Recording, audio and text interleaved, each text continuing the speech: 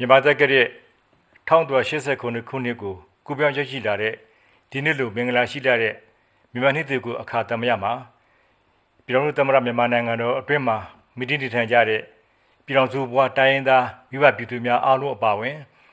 ကမ္ဘာတော်လုံးမှာရှိကြတဲ့ကမ္ဘာသားများအားလုံးဘေးပြာများကင်းဝေးပြီးစိတ်ဓာတ်ဒုက္ခကာယဒုက္ခတို့နဲ့ပြည့်စုံကြပါစေကြောင်းဆုမွန်ကောင်းတောင်းအပ်ပါတယ်ကျွန်တော်တို့နိုင်ငံဟာပြီးခဲ့တဲ့နှစ်ဟောင်းကာလမှာတဘာဝဘေးအန္တရာယ်တွေနဲ့နှစ်ကျင်းတိုင်းကြုံတွေ့ခံစားခဲ့ကြပါတယ်ပြီးခဲ့တဲ့စက်တင်ဘာလအတွင်းမှာယာဂိမုန်တိုင်းတက်ခတ်မှုတွေကြောင့်မိုးတိရန်စွာရွာသွန်းပြီးမြို့ပေါ်တချို့မှာရုတ်တရက်ရေကြီးရေရှမ်းမှုတွေဖြစ်ခဲ့တယ်လို့မနက်28ရက်နေ့မှာလည်းပြည်အား9.9 Richter scale ရှိတဲ့အလွန်ပြင်းထန်တဲ့မြေငလင်လှုပ်ခတ်မှုဒဏ်ကိုလည်းကြုံတွေ့ခံစားခဲ့ရပါတယ်ထိခိုက်ပျက်စီးတွေနဲ့တည်ဆုံဒဏ်ရာမှုတွေများပြားလှတဲ့အတွက်ကြောင့်ငလင်တန်တဲ့ဒေသတွေမှာအရေးပေါ်ကူညီကယ်ဆယ်ရေးလုပ်ငန်းတွေအတွက်အကူအညီများစွာလိုအပ်ခဲ့ပါတယ်ပြည်တွင်းပြည်ပအကူအညီတွေကိုလည်းဖိတ်ခေါ်ခဲ့တယ်လို့ထိုင်းနိုင်ငံမှာကျင်းပတဲ့စာရမအချိန်မြောက် BIMSTEC ထိပ်သီးအစည်းအဝေးကိုတယောက်ဆင်မှာလည်းအစည်းအဝေးတယောက်လာတဲ့နိုင်ငံခေါင်းဆောင်မှနဲ့တွေ့ဆုံပြီး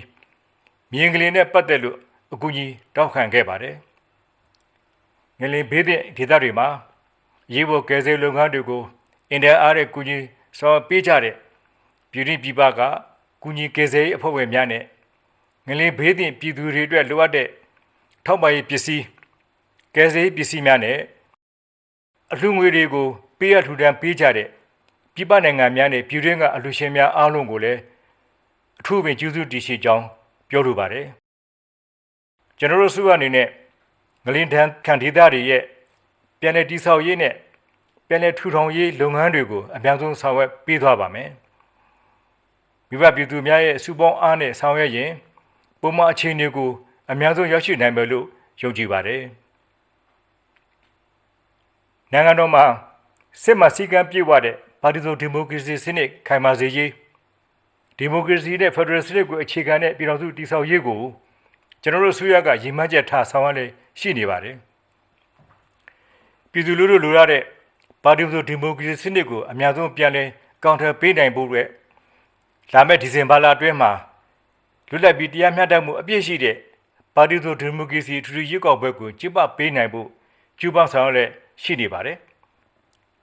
ပါတီစုံဒီမိုကရေစီစနစ်ကိုအမှန်တကယ်လိုရတယ်ဆိုလို့ရှိရင်အဓိကဖြစ်တဲ့ရွေးကောက်ပွဲအောင်မြင်မြင်ပြည့်မြောက်နိုင်ဖို့အတွက်မိဘပြည်သူများအနေနဲ့ပူးပေါင်းပါဝင်ဆောင်ရွက်ပေးကြဖို့မြစ်တာရက်ခံလိုပါတယ်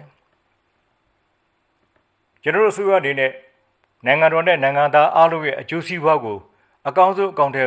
ဖော်ပေးနိုင်ဖို့အတွက်အစဉ်တစ်ဖြင့်ကြိုးပမ်းဆောင်ရွက်လက်ရှိနေပါတယ်ငလင်ဘေးဒဏ်တဲ့ဒေသများအတွက်ပြန်လည်ထူထောင်ရေးလုပ်ငန်းများဖြစ်တဲ့အစိုးရရုံးဌာနများပြန်လည်တည်ဆောက်ရေးပြည်သူတွေရဲ့အိုးအိမ်နဲ့လမ်းမဆက်သွယ်မှုလုပ်ငန်းများပြန်လည်တည်ဆောက်ရေးတို့ကိုလည်းအောက်သွင်းခွန်ဆိုင်ဆောင်ရွက်သွားပါမယ်နိုင်ငံရေးစီးပွားရေးကိုပြည့်တင်နိုင်ဖို့အတွက်အဓိကကျတဲ့စာပြုမွေးမြူရေးအခြေခံကွန်ထရိုးလုပ်မှုလုပ်ငန်းတွေကိုအောက်သွင်းခွန်ဆိုင်တိုးမြင့်လှုပ်ဆောင်ဖို့လည်းလိုအပ်ပါတယ်အလားတူပဲ MSME လုပ်ငန်းလုပ်ကိုင်နေသူအားလုံးဟာလည်းရှိနေတဲ့အနေအထားအတွင်းမှာဖြစ်နေတဲ့များစူးစမ်းပြီး